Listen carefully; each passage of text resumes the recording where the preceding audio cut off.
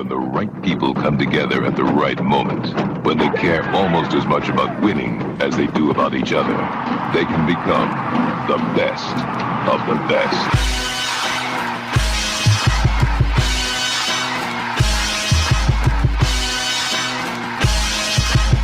Welcome to the best soccer show, the best soccer show in the whole world. Here we go! It's the best soccer show. Jason Davis, special guest. Jose Diaz with us here on a Thursday night. Jared Dubois is indisposed. And I wanted to give the people a show tonight. Obviously, the U.S. men's national team just finished up their October window. We've got MLS Cup playoffs coming soon with Decision Day on Saturday. So why not tap somebody I just met? I mean, I'll be full disclosure here. I just met Jose last week we had our first conversation. Is that right? Correct. Last week. We're a week old, our relationship. Yeah, we don't know it. It's almost like a first date right here on the Best Soccer Show, which means it's going to be completely awkward for anybody watching this show. We're going to figure it out on the fly, though.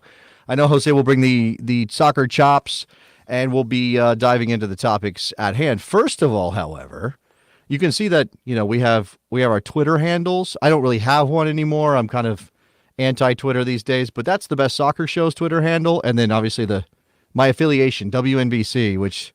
If you're not WNBC. If you're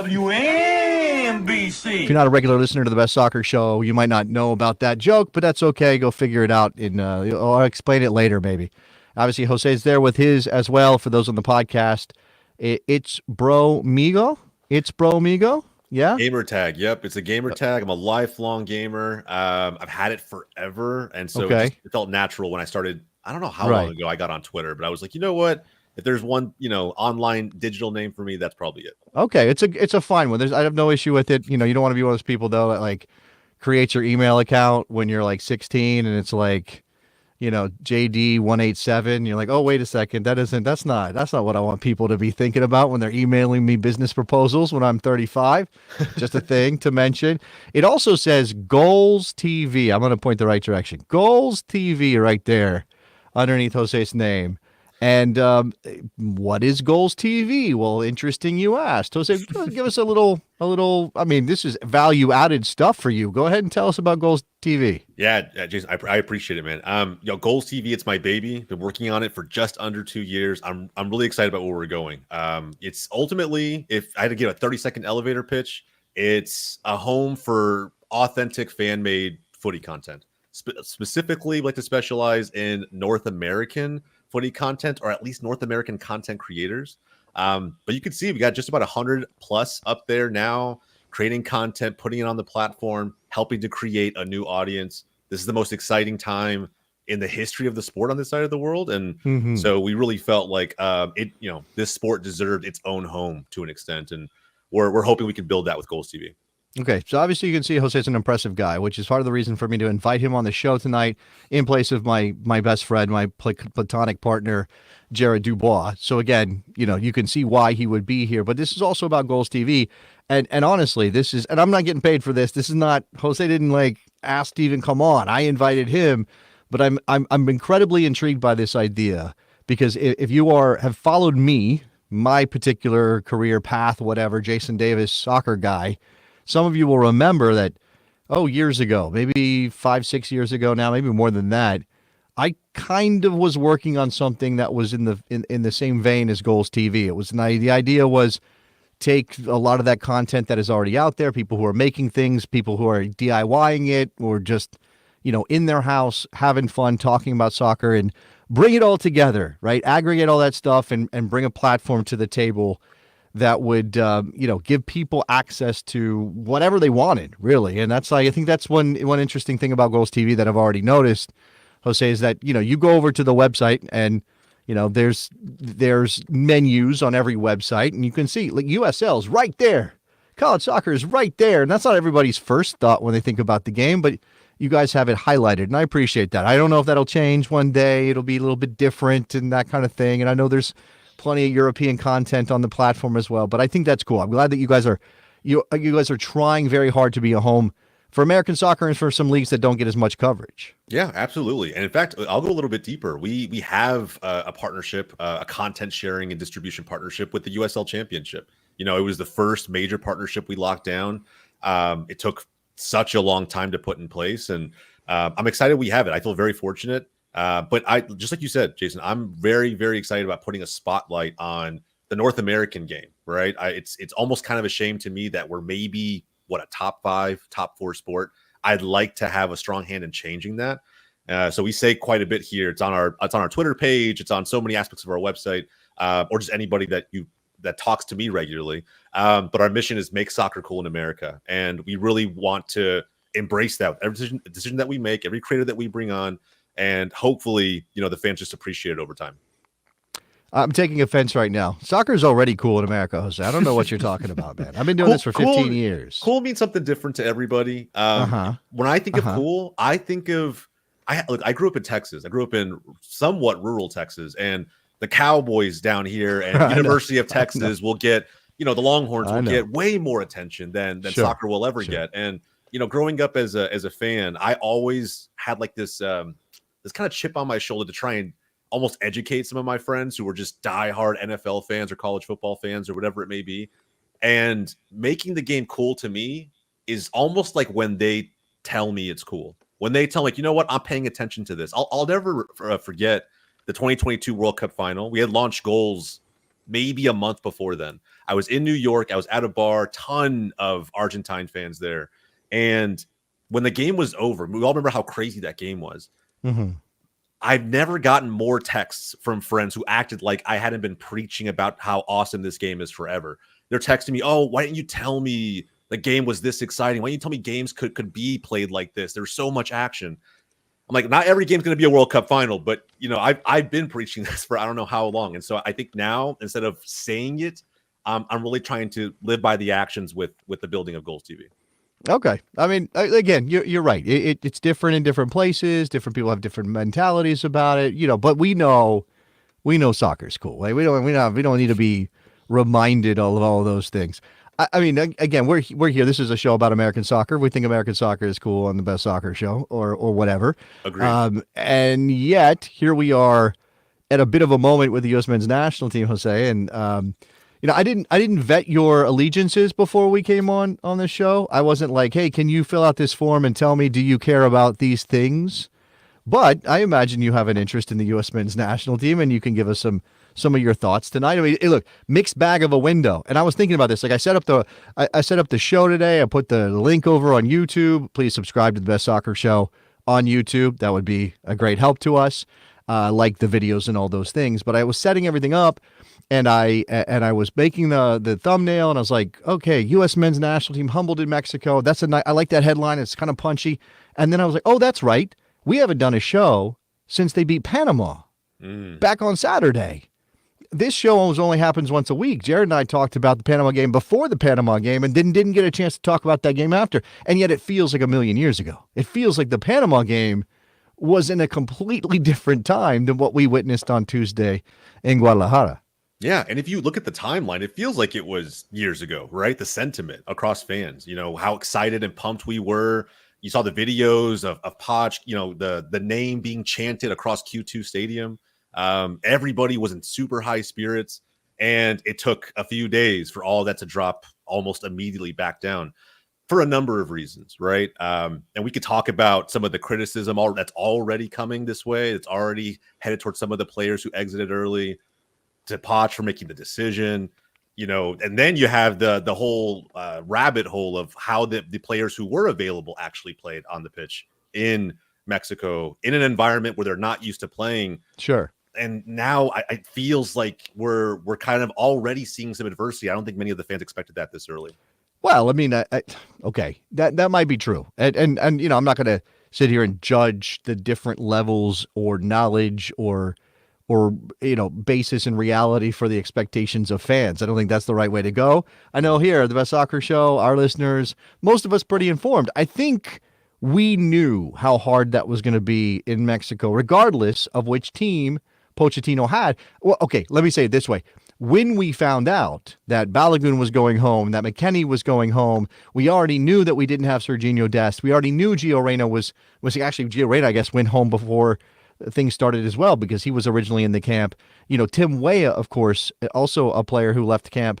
Once we realized that none of those players are going to be there, it was like, okay, ratchet down any expectation of doing something big in Mexico. I think probably people were hopeful that Pochettino could keep the streak going and keep the dominance over Mexico going for the U.S. men's national team. But again, once you found out those players weren't there, you were like, okay, well, maybe not. And then he sent home, or they went home, however you want to do this in terms of responsibility, Christian Pulisic and Ricardo Pepi and these guys who, were the best we had at that moment. So but that's the thing. Like, I don't know how we're processing that in terms of this being only Pochettino's second game, knowing that there aren't a lot of opportunities to test the U.S. men's national team ahead of the World Cup. This may be his second game. This may be early in the process for him, but it's pretty late in the cycle to be thinking about, we're kind of rebooting the engines here. Yeah. And that was a fear of mine going into this when we hired Poch. And it wasn't even just because it was Pochettino. It was going to be the case for any manager that came in, right? When you think about it, 18 months plus to potentially have to go in and almost cure a problem that most coaches at this stage of the cycle just don't have to deal with, right? A culture and a mentality that, I don't want to say bred complacency under Berhalter, but you can say it. We say it here. That's been a lot of the criticism, right? I think that the mindset has gotten to a place where I don't know how confident many of these players are outside of the starting 11. Now, I really don't know how confident any of the fans are in the players outside of the starting 11. There's some players I think whose stocks dropped pretty significantly, at least in the eyes of Poch. I mean, if you really think about performances from Tillman, from Brennan Aronson, from Sargent, right? Considering all these players play overseas and play at a pretty high level in comparison to some of the, the second team players, if you will. The expectation, I think, should have been pretty high. I know that it was high on the fans' part. We're expecting more from these players because of the level of competition they play against. And frankly, it seemed kind of like they didn't want to be there, right? It seemed like this game was maybe an afterthought after that Panama win. I mean, yeah, that there may have been some of that. I don't know, because one thing that keeps coming back to me is this is what you've got. Now, again, there are a lot of missing players, and you would hope that when you get to that moment in 2026 and you're kicking off the World Cup, all of those guys that were missing are there. And by the way, we're not guaranteed that they're going to be in good form by the summer of 2026. We can't guarantee some of them won't be injured in other ways. I mean, these are just unknowable things. I'm not saying that they're definitely going to happen. We just don't know for a fact. But the thing I was thinking is, all this, like, oh, he should never play for the national team again based on the effort against Mexico and Guadalajara. I'm sorry, dude, but like, that's the team he's got. Like, he can't go reaching into a bag like the bad guy in that last Puss in Boots movie, like pull out somebody else. So like, this is the magic player who's going to fix this problem. That's not how it works at the international level. And we're even at the point. That's what I mean by late in the cycle. We're even at the point like the idea that somebody's going to emerge and kind of push themselves into this group is really stretching credulity a little bit. I mean, I think there might be a guy or two, but it seems impossible to imagine that suddenly the quality is going to get better in every area of the field because somebody emerges and is now national team quality. Again, when you don't have a ton of competitive matches and when you're getting ready for a World Cup in a year and a half. Now, SEO Spider just sent across this comment. As excited as I am for Poch, the U.S. men's national team 26 prospects are more dependent on key players getting healthy and or improving their club form. And this speaks to a couple things. One, yes, absolutely, 100%. But there's also this thing of we turn a manager into a magician, right? Like just to continue this analogy, Jose, we make managers out to be something they can't always be, which is, and again, even when you talk about the best managers in the world, universally what they have at their disposal are the best players in the world, right? Now, they got there because they succeeded in other places and yada, yada, yada. I understand that. But Pochettino doesn't walk in the door and like wave his wand and this team can get a little bit better based on tactical adjustments, based on maybe some personnel choices. But to imagine this massive leap is probably asking too much. Now, that doesn't mean they can't figure out something and get lucky and and fight their way to a decent showing in 2026.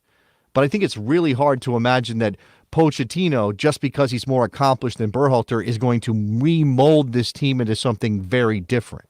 Yeah, I think you nailed it, to be honest. Maybe it's the tendency for USMNT fans in general. I am a USMNT fan, by the way. When you think about how... Thank you for declaring that officially. Yeah. Look, Jose, no one's judging you here. That's fair. That's fair. But we did have the question of where the loyalties lie, so to speak. I see the España shirt right now. Oh, so yeah. I'm a global footy fan in general, but in terms of allegiance, right? I have quite a few ex-teammates, being an FC Dallas Academy product myself, without name dropping a ton. But at the end of the day, look, to go back to your point, I agree with you. I think USMNT fans have this tendency to almost, it sounds weird to say, overhype. I feel like so many players, manager included, Berhalter had some of this in the first 4-year stint, where they're just overrated by the fans. Not that they're bad, not that they're not a class above former versions of the U.S. men's national team in their own right, at least on paper. But I still think that we almost expect too much depending on the situations. Like, we forget about context a little bit. And you mentioned quite a bit of it there, right? How late we are in this cycle. And if you think about Pochettino's history, I don't think he's ever inherited a side in his entire coaching career, ever inherited a project where he was only given 18 months to produce some meaningful results. Every single stint he's had, he's been given years to really kind of put something together, mold young players and talents into a side that will be feared in some form or fashion. And I would say Chelsea probably doesn't really fit that, but I do take your point. But look at how many weapons Chelsea had, right? Yes, so it's exactly. almost like any manager's going to have a short leash because of how much has been spent. But that's not the U.S. men's national team. And I think sometimes fans forget that fact, right? Yeah, this brings us to, I think there's this idea too, right? Pochettino is a smart guy. He wouldn't have gotten to where he has in his career without being a smart guy. He has achieved things, right? I mean, taking Tottenham to a Champions League final feels like something that should get you a statue, much less just acknowledgement. And so because of that, because he's clearly a smart guy, because he succeeded in a number of places, and because he was in demand, getting the Chelsea job and before leaving that, there's this sense like, well, he knows that there's something, he really believes that there's something here and that he can make this work. Otherwise, why would he take the job in the first place? Now, some people, his eyes probably got big with dollar signs because they dropped a whole stack of cash on him. So that's a factor. He may also just have thought, what's a national team job I can take to give myself a break from the club game after what happened at Chelsea? I don't know. I mean, he's very young to have decided to coach an international team, even with the World Cup coming, and that's not a normal thing. So, but I don't know. How far should I give credit to Pochettino for knowing that there's the pieces here to work with, and how much do I agree with you that maybe there's not as much here as we would want there to be, and as he would need to make a real difference in 26. Yeah, I think he's going to need time more than anything else. We all need to give him time, frankly. This would be the case for any manager. I think to expect, complete, game-changing results after 2 games. I just don't think it's not a club, right? You don't get to see these players every day. You don't get to talk to them every day. You see them once a month at this point. And even that's more frequent than any national team managers ever had access to their players. He's dropping emojis in the WhatsApp group though, right? That's definitely a thing. I mean, fair. But it's not the camaraderie that you build on the training ground every single day, right? Yeah, I mean, yeah, of course, I'm sure him and Pulisic are buddies, in texts and group chats. But at the end of the day, you don't get the same bond, you don't get the same understanding. I think that there's a whole part of this game, and that he probably is going to continue to learn along the way, and a whole part of the process being the manager for a national team that he's going to just have to figure out, and fans are going to have to be a little bit patient with him. I think 26, I'm not expecting a miracle. I'm really not. Well, no, but I thought this is the tension between what realistic expectations are supposed to be and our fandom and sort of how desperate we are for this team to achieve. I think it's really weird to tell anybody, and as somebody who's been talking to fans and covering the game for a long time, I think it's really weird to tell anybody, hey, don't be a fan. Don't be a little crazy about this. Like, stop having expectations. You know what? Sit down. This team stinks, and you need to accept it and just shut up. Like, that's not what we want to experience as fans. We want to be kind of engaged with it on a regular basis. It's why there's a place in the world for a thing like Goals TV, because there's so many people who want to make things around this game in terms of their fandom, and fans are not supposed to be rational. But then, yeah, you also can't delude yourself. So where's that sweet spot, Jose? Because I don't know where it is sometimes. Yeah, no, I think honestly, it's probably in just embracing being a supporter, right? At the end of the day, being a supporter is not just cheering and rowing when the times are good. We saw a little bit of that in the cycle, in the early parts of Berhalter's cycle. The team was, at least on paper, fairly good under the first 4 years of Berhalter. But it's also the bad, right? At the end of the day, should Berhalter have been let go? Yes, 1,000%. I agree with the move. But I think that it was somewhat naive of us as a fan base, so I'm being critical, to just assume that a much higher level manager would be able to come in and just magically change everything. So I'm not asking fans to just stop the fandom. It's be realistic and continue to support despite some of the adversity we're going to face. And we're already facing it now. Well, but that's a thing that American soccer fans in particular, I think, me included, struggle with. Because, and you've heard this, we've all heard this, that if you're not demanding better, you're not a real fan. And if we don't demand better, there won't be pressure on the people in charge to make it better. And certainly there are lots of people out there who say the fans were a major factor in what happened with Berhalter. Now, I think the failure at Copa America is what really got Berhalter fired, clearly. But I understand why fans would want to say, hey, we made a bunch of noise. We showed that there was an actual anger over this, rather than in the past, maybe when the U.S. wouldn't do very well and people would just give what's that? ESPN's not talking about him, so why does it matter who the coach is? I maybe there is a change of that happening, but the idea that we're supposed to sit or just cheer because they were supporters versus, again, what we already do. They're a Cowboys fan, Jose. Like come on, you know exactly what I'm talking about. I know better than most people. You don't sit back and go, hey, the Cowboys stink right now, but go Cowboys. No, you yell at Jerry and you complain and you go post on social media and on forums and all of those things. And I still tune in. I still very much regularly support, right? I think at the end of the day, there's just a fine line you have to ride. That's really it. And some of that is just expectation setting.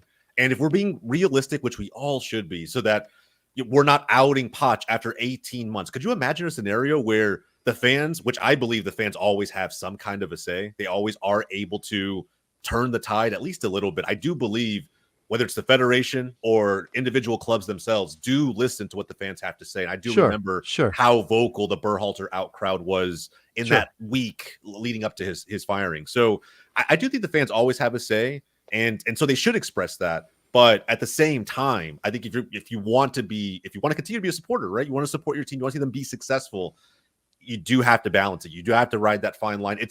I know it's so easy for me to say that, right? Because you're right. Whether it's the U.S. men's national team, FC Barcelona, Arsenal, any one of my sides, and they've all had their own eras where the chips it felt like they were always down.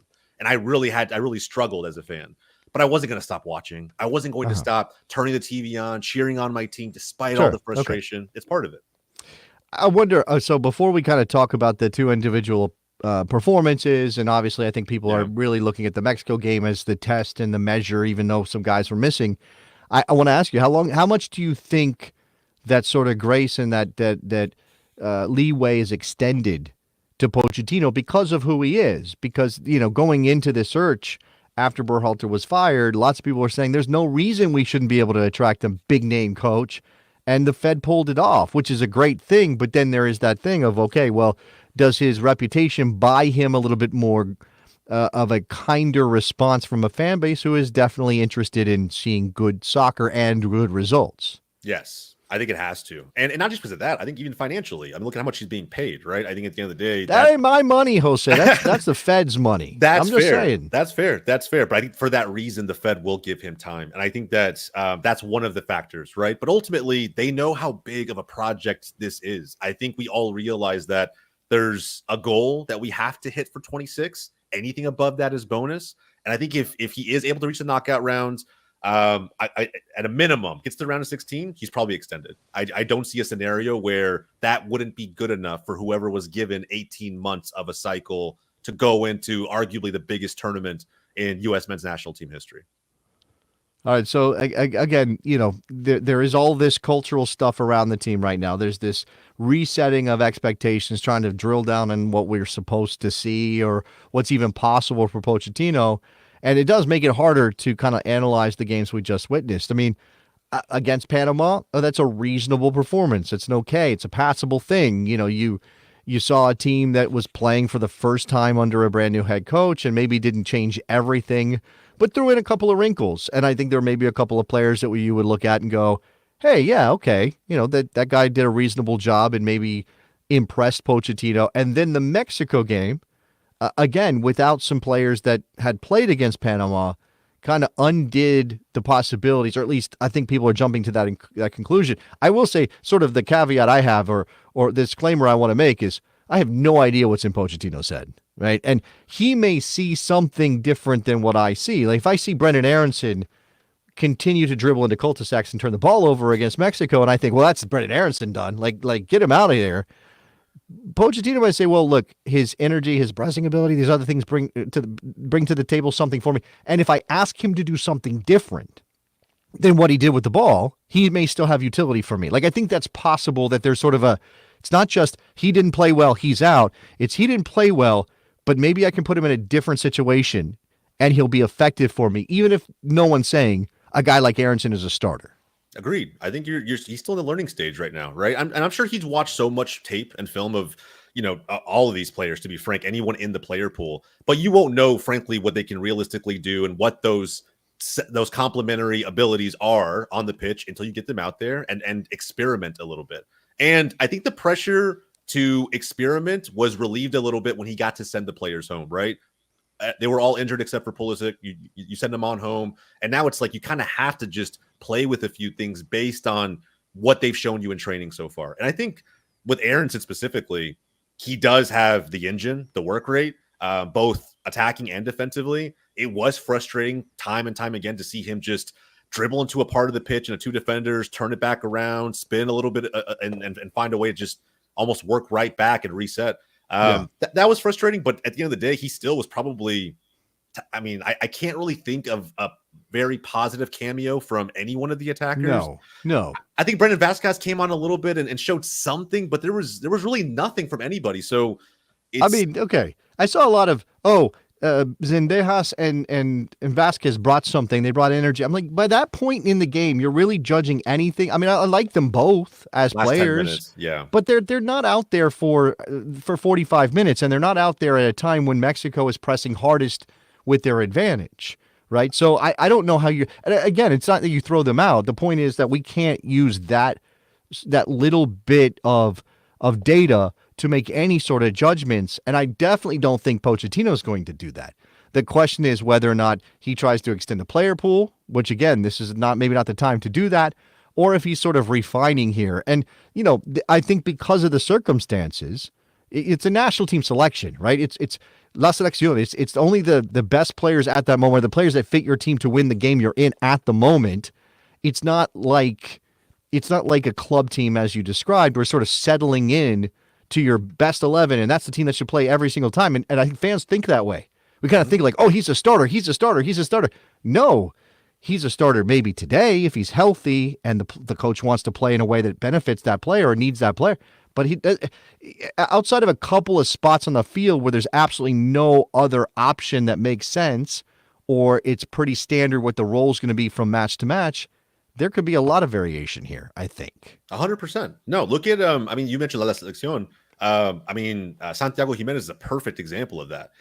He probably legitimately just lost his starting position to Raul Jimenez. Like, I even at his age, even all the adversity he's had to overcome, like, Santi's been given chances, even some of the biggest of tournaments, and he's kind of flopped. They've been waiting on him. They've been Yeah. waiting and they've been waiting and they've been waiting. And then Raul shows up and he's like, yeah, I'm going to bike this and I'm going to do a Rabona and I'm going to score a goal. It's crazy. And then you look at the U.S. men's national team side. I mean, there was a time somewhat recently where Yunus Musa wasn't playing, even though he was like almost a locked in starter. It felt like McKennie, Musa, and Adams were just it under Berhalter, of course, until injuries and other things took place.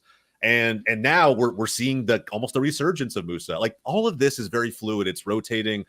Certain guys are going to get their shot. I don't know how much he extends the player pool, to be honest, because like you said, it's very late. It would feel like we're maybe scrapping a little bit for something to kind of give us a spark. I like to think that he'll continue to experiment with what we have, maybe adding a couple names to the mix. I want to bring us to, you alluded to it earlier, and some of the individuals involved in all of this controversy and talking about players going home and all of that. Some of them I know, some of them I would consider even friends on some level. Doesn't mean I have to agree with them. Alexi Lalas sounded off about this, said he hates load management, which apparently was mentioned around the Christian Pulisic decision. We had Casey Keller even before the Mexico game saying it was ridiculous these players were leaving. And Tim Howard said Pulisic should be there picking stuff off the locker room floor if necessary, showing leadership. Jose, I mean, what? I don't know. These guys played for the national team, right? I think they have a right to talk about the commitment to the national team. It's hard for me not to get past this feeling that these are old guys complaining about the world changing. Exactly. It had old man yells at cloud vibes. That's what I got from it. And you know, especially with Lawless, where I think I didn't hear the term load management used quite a bit, but if it was used, I think if there's ever a season where it's appropriate, it's this one. I can't think of another year where we've seen this kind of calendar, this jam-packed of a schedule.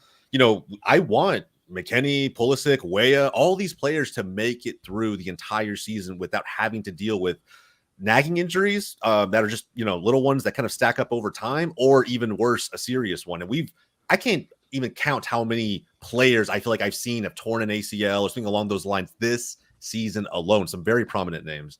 And I don't want to see that happen to our team. That's absolutely the concern. Now, yeah. I'm also one of those people who's like, you can't scare yourself into not doing something because there's a possibility something could go wrong, right? That's sort of a ridiculous mindset. You would never take a risk if you're like, well, I could die. Well, then why would you go out your front door? Don't go out your front door. You could die. Why would you do it? Except, again, this is a situation where the stakes, and this is the problem, right? This is the problem with the international game and our attachment to it as Americans and American soccer fans. So many of us entered this game through the portal of international football, through a World Cup, through the national team doing X or Y. And when that's the case, you put so much into every match. And even if it's a friendly, and even if it's not a team you care that much about in terms of the competition, in this case, it is somebody you care about, you still build it up until there's only so many of these. And then you add in, you kind of multiply this by the fact that we don't have a lot of windows before the World Cup in 26. There is no qualifying, so you're not even getting competitive matches against CONCACAF teams. And it's like, well, we have to have everybody who can play and would be in this team if we were trying to win this game should be there. And then it becomes, and then it reflects back to what we talked about with Berhalter's tenure and the end of it, and this lack of a commitment that we saw from the players. Everybody's complaining about how nobody seems to want to play for the national team or really bring it to the table anymore. And it's this big cauldron of whatever you want to, it smells bad, this is to me, but this is a big cauldron of something, Jose. And I don't know. I think that this is a byproduct of that. These guys are just, they're still stuck in this mindset or they're hot taking it for this mindset that every national team game is life or death, and especially against your biggest rival. I think it's just interesting to me. I mean, like, I agree. I agree with the sentiment behind it that we should treat every national team game, I guess even friendlies, as if they're the World Cup final. Sure, the mentality is great in theory, but again, I almost look at this as a lack of empathy from, again, these old guys who, frankly, are just, I think, not seeing Pulisic's perspective, not seeing Pochettino's perspective, almost maybe questioning the decision 2 games in, where I feel like Poch is maybe trying to protect some of his star players a little bit. But beyond that, I almost want to ask Lawless, like, first off, the fact that he's criticizing a player who has, I think, more caps than him by 26 than Lawless probably had altogether. I think I saw that on the internet today. I That's think kind that of might be interesting. true. I thought that was interesting. A couple more goals too. I mean, I know that wasn't Lawless's job, but a couple more goals. Yeah. But I think if you just peel back the layers on like what could have gone into that decision, right? Why would Poch do that? This is someone that we know is a very intelligent man, a very in his own right, successful manager. You know, he hasn't won trophies, but at the end of the day, he's done quite a bit up to this point. I think questioning him this early is almost like they just want to have something to rant about. And I almost want to ask, like, would the goalpost have been moved if Pulisic had played and we still played this terribly? Right. What would happen then?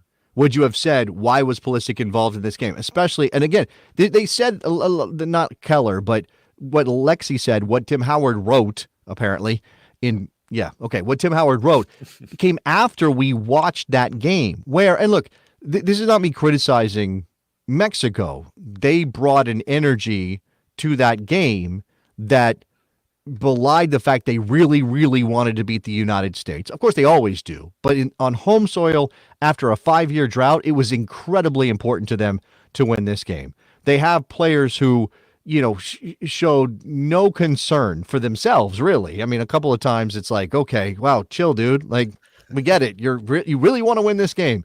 But the referee was letting things play, which, kind of typical CONCACAF. You knew that probably. Now, I don't know if Pochettino had a sense of it, but I'm sure there's people around him saying, look, Mexico's gonna kick our guys, and the ref's gonna let it happen because that's what these games are like.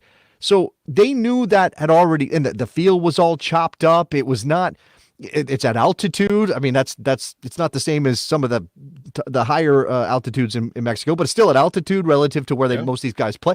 Like, there's so many things here that are like, that's a red flag, and that's a red flag, and that's a red flag, and that's a red flag, and then you're going to yell about how they should have played anyway. That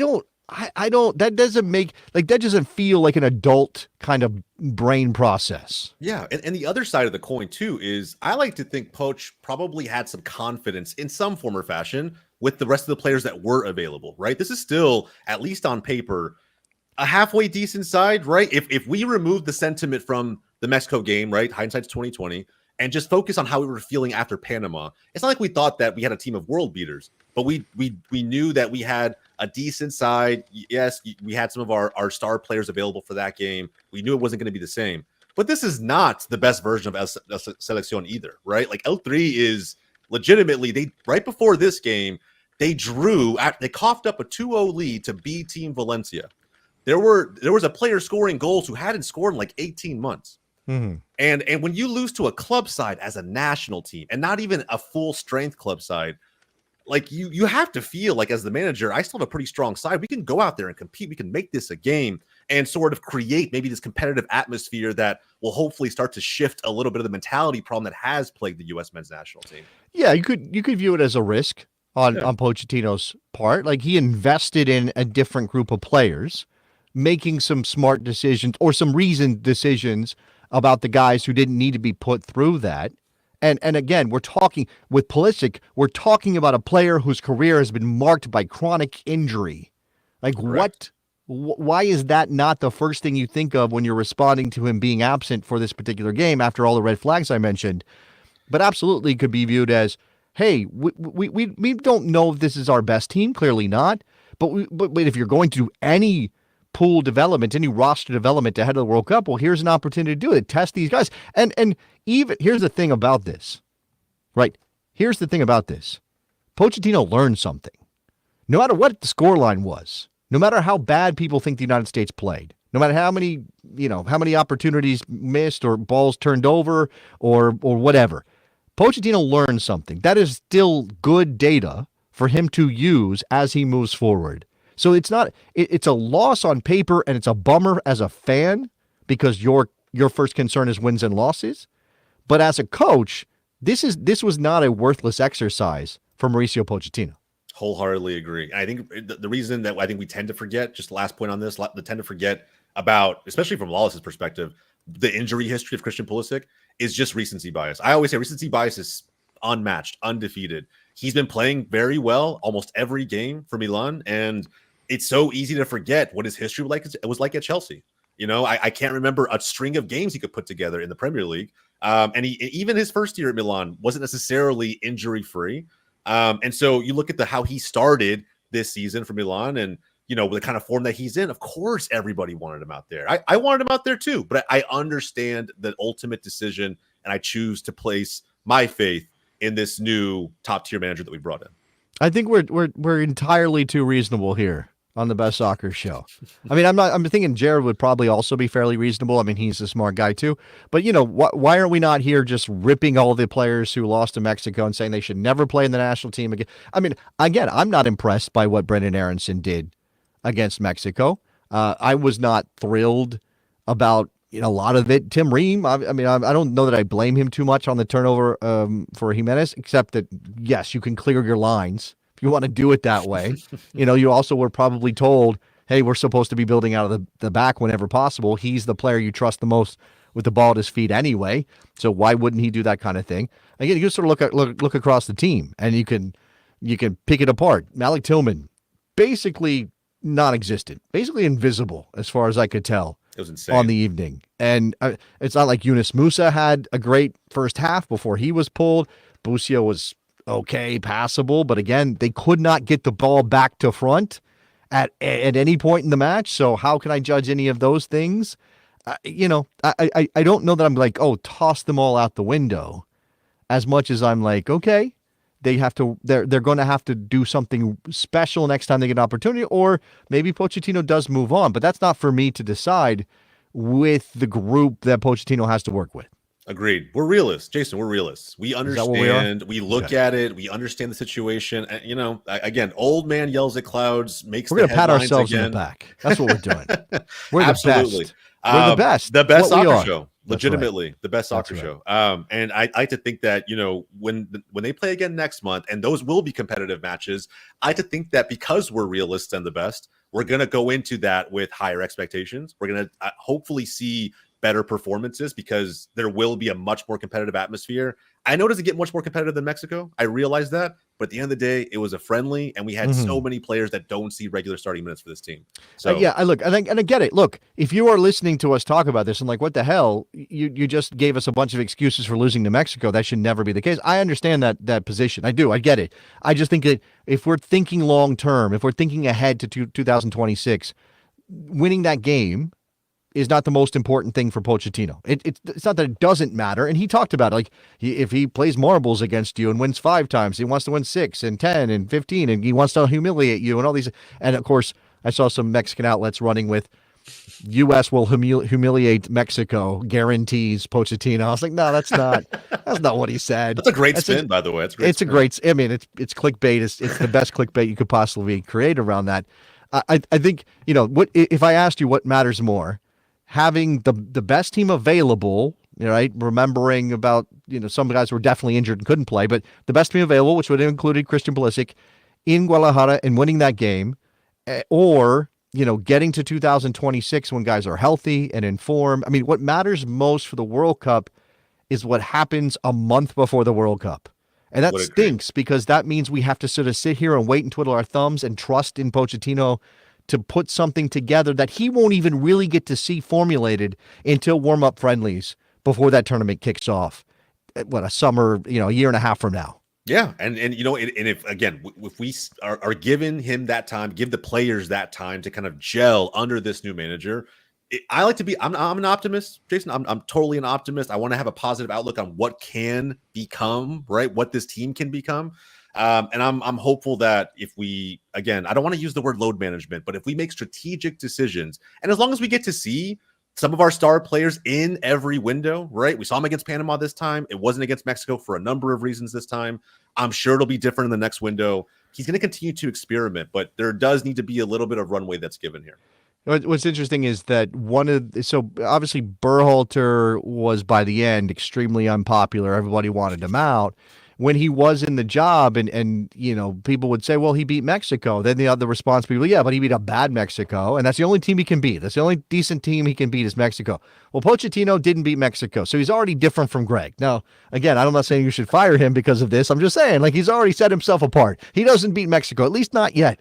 And maybe he will get a chance to do that down the line. I mean, we never know what can happen in the future. All right. I wonder how we feel, by the way, just to wrap. I wonder how we feel if he never beats Mexico, but he ends up beating better sides. He ends up taking down better sides across the world. Yeah, that's the thing we haven't done. I mean, not in those moments on the world stage, right? You go back to 2002, our best modern World Cup performance, and Portugal. Okay, Portugal's a good win. That was a golden era Portugal team, but we learned later on they maybe weren't as good as we thought they were supposed to be in that moment. And then, they beat Mexico, but they lose to Germany. I know Torsten Frings and all that stuff, but they didn't beat the team that they needed to beat to get over the big hump. And I don't, you can talk about the World Cup since then. I mean, drawing England twice. I mean, what does that even really say? So this is the thing. The United States in the biggest moments, when we go up and Copa Americas and all that stuff, you need to be able to beat those teams, the top 15 teams in the world beyond Mexico, in order to have any shot of going deep enough in a World Cup in 2026 that we claim that as a huge victory and a building block. And by then, look, if they do that, then soccer will definitely be cool. 100% it'll be cool if they can do that, right? I agree wholeheartedly. You'll have to change its slogan at that point. Okay. Couple of minutes left here before Jose has to go, before I got to go. Major League Soccer winding down the season, one match day left. Saturday is decision day. There's a little bit to play for in terms of seeding and the like. Obviously, Inter Miami's going for the points record. Mm-hmm. I'm curious, Jose, what you think about that, because they don't need to do anything to be the top seed in the playoffs. The goal in MLS has always been win MLS Cup. We continue to have the debate about the Supporter Shield, and they got it. They celebrated with it already. Jose Mas was having some fun with that thing. And Lionel Messi, they all seem to care. But will they throw everything they've got against New England when the goal is bigger than just that points record, rather? Yeah, for sure. I don't think they need to throw everything at a very down bad New England. The Revs are bad. Yeah, I don't think they just throw everything. They were winning games without Messi for a good chunk of the middle part of the season. So no, I think they'll go for it. I think that will find a way to put some strength in this side to go for it. But for the biggest reason of if they don't go for it, they win the Shield. Let's say they even go on to an MLS Cup, which if we believe the Supporter Shield curse, that's not going to happen. Hasn't happened since the Galaxy in 12 or something like that. A long time. It's been a long time. It's just a thing. Supporter Shield winners just don't go on to win MLS Cup typically. Oh, wait, hold on. Did Toronto do it? I'm sorry if I'm getting my history wrong. You guys can yell at me somewhere else, but go ahead. Jose. They might have had that. The 2017 treble might have been the Supporter Shield as well. That's right. But again, a Giovinco player, an MVP that we haven't seen the likes of probably since then. Even Messi this season wasn't at that level, in my opinion. But I think being able to give Messi his MLS legacy, the point record, the Supporter Shield, the MLS Cup, it's all very romantic, right? It's all very GOAT-like. And so, I think they'll go for it. We know it's what the people in that fancy skyscraper in New York want to see happen. Absolutely. It's what the Apple TV people want to see happen. They want Messi to go all the way. They want Messi to be playing all the games. They want him to be scoring all the goals. And they want him to lift that trophy because that's the biggest possible advertisement for Major League Soccer. Agreed, 100%. And that's why he'll, even though he missed, I don't know what, somewhere between 15 and 20 matches, he'll probably also win the MVP. And that's kind of crazy to me that we're having this conversation. But I am as a sports person, as a person who grew up very much caring about things like the integrity of the most valuable player award. That bothers me a lot. It seems insane to me that a guy who played half the season is going to win MVP. But also, I get it. I totally get it. What does that say about MLS, though? What does it say about MLS? What does it say about the voters? Because it's going to be a popularity contest. It's not about MLS as much as it is about the people who are voting for this. I seem to have lost my vote. I might need to call MLS. I don't think I have a vote. I didn't have a ballot. Something happened. I have voted in the past, and I voted for the right candidate every single time in the past. And I would probably do there are obviously very, very good candidates. Yeah. But it also is, if there was anybody who was if there was a Giovinco out there, there'd be no question. I mean, no question. There'd be no question in terms of the logic of it. You would vote for the Giovinco season over the Messi season. But it is tight enough in terms of the stats and kind of how you count this that you could make the argument for Messi.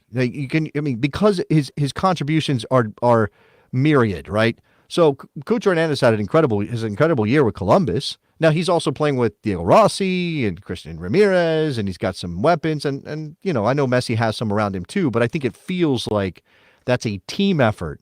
And how can you have, if there's an MVP, it's the Columbus Crew, or it's Wilfred Nancy. It's not Cucho Hernandez. Christian Benteke is going to win the Golden Boot, but his team's not that good. It's not a good team, so it feels wrong to hand, even though he probably is. Because where would DC United be without Christian Benteke? It makes the case for Messi to at least slip in there and be the guy. My only argument to that is that how did Miami keep winning without him for 2 months, right? How did they keep the train rolling? How did they land this supporter shield without the GOAT, right? And again, his stats per 90 are probably unmatched, probably in MLS history, I'm willing to bet.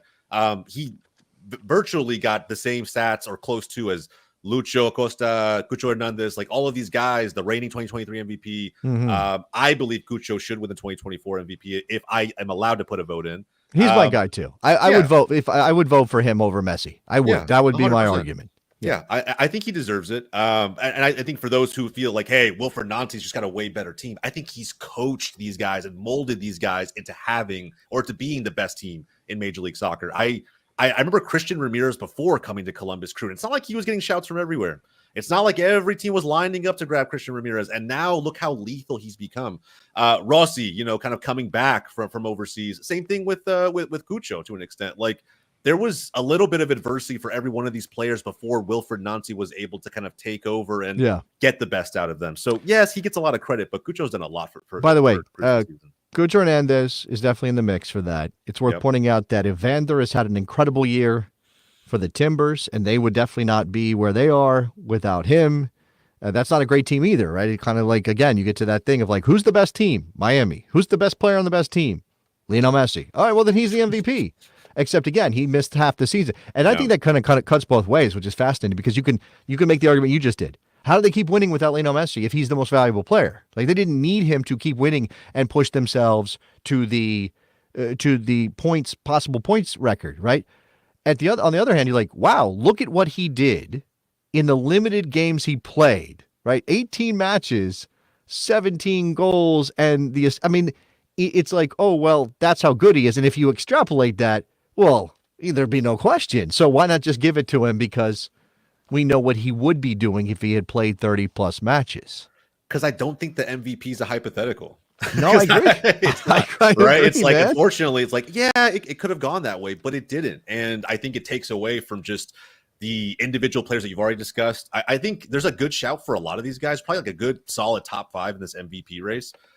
There's just some like Benteke, Evander, where Evander's a little bit of a different story. I think Benteke probably did everything he possibly could do. What is he at? 23 goals. Wow. Mm-hmm. And he's easily at the front of that race. And we look at Evander, Portland's not that great, but they do have some weapons, right? Anthony, they have Cabecita Rodriguez out there. Mm-hmm. They have some weapons at least going forward. Defense, I mean, they're easily one of the worst defenses in the Western Conference, but it's still, there are moments where I think Evander, especially was it this past weekend when they played Dallas at home, an already out of the playoff picture Dallas team has nothing to play for, and a moment where they can lock up the home field advantage for the play-in game, the wild card match, and he doesn't show up. Nobody shows up. It's a 0-0 draw. It's the most boring game if you're a neutral probably, and there's now they are up against a third place Seattle team on the road where they don't perform well, and they had to go get a result, which they haven't really done all year, and tried to get the home field advantage for that game. Otherwise, they might be in trouble. So, yeah. That's the thing about this decision day. By the way, I like this from Jose Luviano. Messi only cares for the supporter shield. The playoffs are the Europa League matches for him. I mean, obviously, culturally, we are talking about something fair, a little bit different, at least from his Barcelona experience, obviously. So decision day, again, coming down to it and sort of what's to play for. Miami going for the points record against already eliminated and pretty poor New England Revolution, who have yet to fire their coach. We'll see what happens after the final day of the season. Yeah. Columbus is locked into the number 2 spot. They get the Red Bulls up there in New Jersey. Cincinnati can't do anything, can't move. They got Philadelphia on the final day, but it's massive for Philadelphia because Philly needs to get points, needs to win to even have a shot at this. They have a goal difference advantage over the teams that are in 8th to 9th, which is DC and Philly and Montreal. So if they win and one of those teams loses, they'll be in. So I think that means a full effort from Philadelphia. And man, actually, that's an interesting thing. I know we got a lot of Philly fans that listen to the program. Shout out to our man Phil and Miketon, otherwise known as Michael freaking Orozco Fiscal. the guy who gave us that years ago. It just came up, by the way, because before the Mexico match in Guadalajara, we were talking about how the United States only beat Mexico one time in history. Yeah. And that man, Michael Orozco, scored the winning goal for the United States against Mexico out of Azteca 2012 or something with Jurgen Klinsmann in charge. But Philadelphia, they've been punching above their weight for so long. To see their playoff streak and sort of their good eras, good feelings era end this way would be really tough.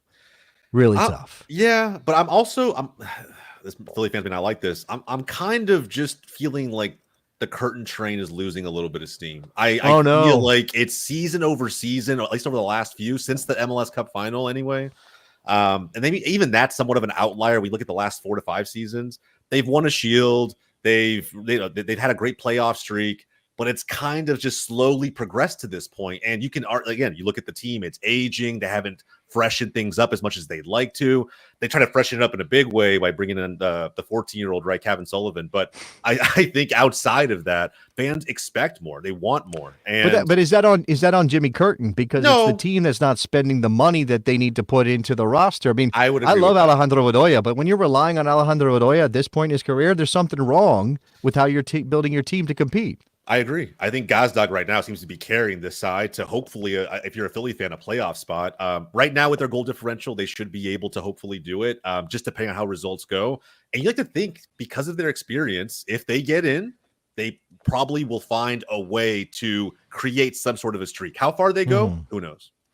All right, so again, we a couple of things to be decided. One of those things actually is who finishes first in the West. So when we have like 1 minute, and I know my boy Jared is in the building.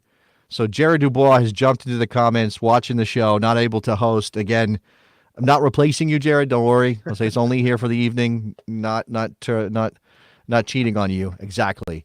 But he's a Galaxy fan. The Galaxy in first place, 64 points. They're 3 points up on LAFC. The Galaxy have the tougher challenge on the final day. They've got to play Houston in Houston, where Houston is very good and where Ben Olsen's put together a decent team. And then LAFC's got San Jose, who feels like they have, I mean, maybe they play spoiler, but that's a team that's in absolute disaster at this point, had a disastrous season. You think the Galaxy can hold on and keep that top spot? They've had a great season. I think Greg Vanny probably is coach of the year in MLS. I think they have to, because they need to kind of go into this with some continued momentum, right? Because the one fault of the Galaxy is going to be their back line. They just tend to give up, in some cases, easy opportunities to the opposition. And then look, never say never with San Jose. San Jose's already taken down LAFC once this year. You call it a fluke, but at the end of the day, they've done it once. Why not say they could do it again? It'll be interesting. And look, the Houston side that the Galaxy have to play is stout defensively. I will concede that. I think it's very hard to score on this Ben Olsen team to an extent. But moving forward, it's very hit or miss. I think they'll create some opportunities against the Galaxy, but Galaxy do have a chance to come into Houston and upset them on the final day to have a lot of momentum going into the playoffs. Yeah, I really like this Galaxy team. I wouldn't say that with Jared here because I don't want him to think that I like the same things he does, or I would give him any love at all for his team. No, but I like MLS when the Galaxy are good. I think I'm an old enough guy to remember those great teams of the past, and I like it when the Galaxy are good. I like it when we have an LA battle for supremacy there. LAFC is interesting. They're kind of, despite the fact they're second in the West, despite all their recent success, they kind of feel like a sleeper somehow this year in Major League Soccer, Jose. You remember how bad they were last year? I mean, that's got to be it, right? Like when you think about just where they were, they finished 13th place in the West, and a West that was probably in a lot of ways. I'm talking about. Did I switch you up? I was talking LAFC being a bit of a sleeper. Sorry. Despite their success, because LA Galaxy is obviously on the up. But LAFC feels like a sleeper somehow because Inter Miami, Columbus is getting a lot of love. The Galaxy have been kind of owning the West for a while, even though it's not done yet. I think that's interesting. Yeah, I think it could be some of the big opportunities for results they've been given and maybe not taken full advantage of, outside of maybe the U.S. Open Cup, I guess you could say. But there was that whole narrative, right? Like Are they going to choke another final? Are they not going to kind of get over the line? I feel like in some of these big games, they get so much flack, despite the fact that they're going up against competition that much of this league will never see.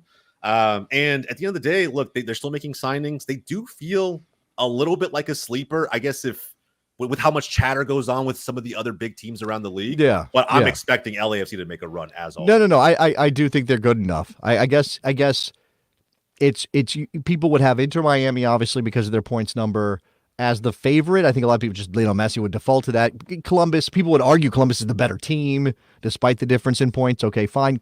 Miami, Columbus, Galaxy, even Cincinnati, maybe they've slipped a bit. Maybe they're not in that mix. But yeah, the LAFC there. Sounders, by the way, it's been a weird season. They've had some travails that they had to work their way through, and somehow they're here, third place going into decision day. Could end up in that spot at the end of the weekend. So interesting. Okay, That's it. I kept Jose long enough. He stepped in, filled in for Jared. Jared's gone already. He left us.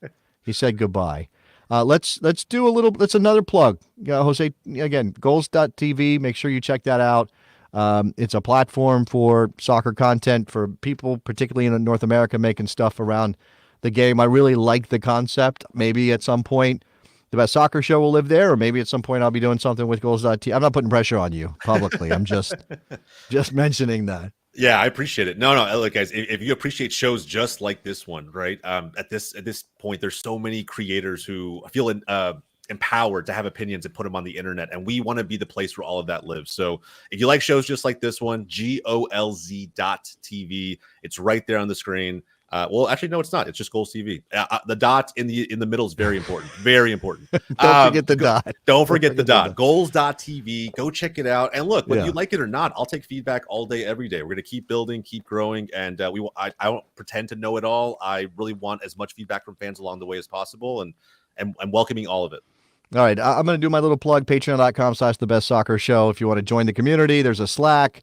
There's bonus episodes when we get to do them. There's lots of cool stuff over there. Obviously, we've been doing this for a long time. Hope to keep it going.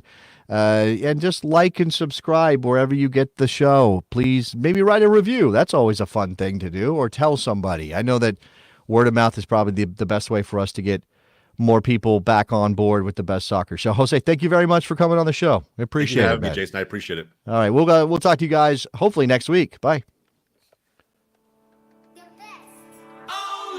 Get to the chopper! I think I'm starting to like Cincinnati.